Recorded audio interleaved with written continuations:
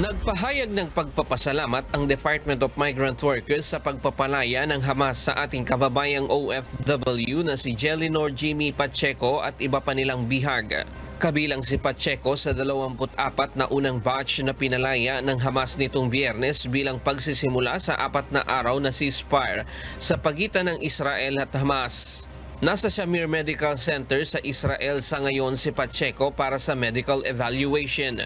Tayo lubos na nagagala at ating mga panalangin ay napakinggan sa pagkakalaya ng ating mahal na OFW na si Jimmy Pacheco. Siya ay 5 taon na naging caregiver sa Israel and patay rin sa direktiba ng ating mahal na Pangulo bigyan ng kalinga yung kanyang pamilya habang nasa Gaza si Jimmy ay ang OWA at ng DMW si Admin Arnel ay nagbigay din naman ng gabay at kalinga. Habang nagpapagaling sa hospital, personal na dinalaw si Pacheco ni Ambassador Pedro Lailo Jr., Labor Attaché Rodolfo Gabazan at Israeli Foreign Minister Eli Cohen.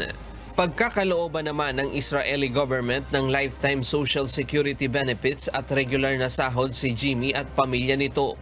Kahalintulad ito sa ibinibigay ng Israel sa kanilang kababayang biktima ng terrorist attack. Bukod dito, magbibigay din ng tulong ang iba't ibang ahensya ng pamahalaan kay Jimmy.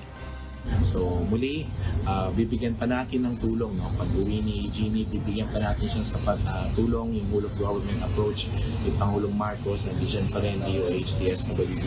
At sa ngalan ng DMW at OWA ay tayo magbibigay pa rin ng tulong sa kanya, tulong pinansyal at mga iba pang mga livelihood assistance na nakabang para sa kanya sa kanyang pamilya.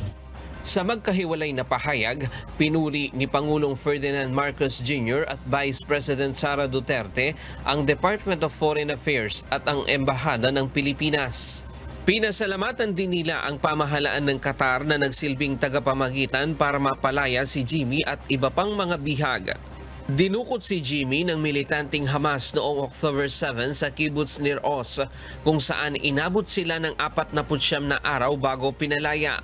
Ipinagdarasal din ni Pangulong Marcos at BP Sara ang kaligtasan ng isa pang OFW na si Noraline Badilla na pinaniniwalaang din kasama sa mga binihag ngunit hanggang ngayon ay hindi pa rin natatagpuan.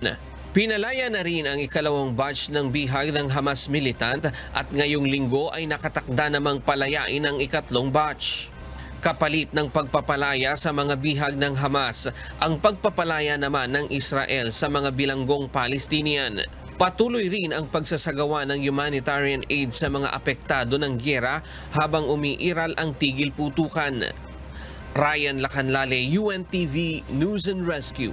Diyos ang aming sandigan, serbisyo publiko ang aming pinahahalagahan.